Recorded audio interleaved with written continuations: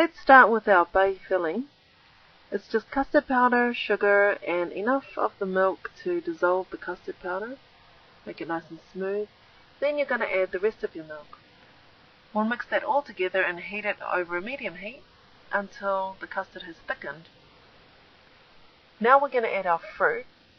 And people usually use crushed pineapple or sliced peaches. You can use fruit cocktail, sliced mango, basically anything in a can works.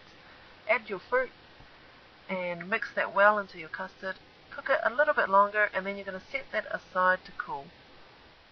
Now the bay crust is dead easy. You just need room temperature butter, add some flour and sugar, egg, baking powder, and for some flavor, a bit of vanilla. Simply mix all of that together until you've got a nice ball of pastry. It might be crumbly or look a bit dry. If it's really stubborn, get in there with your hands. And then you want to grease or line a baking pan. I usually line because it's easier for cleaning up. And then you're going to take your pastry and press it into the baking pan. Now you can go around and crimp the edges if you want it to look pretty. And then we're going to bake this until it's golden brown.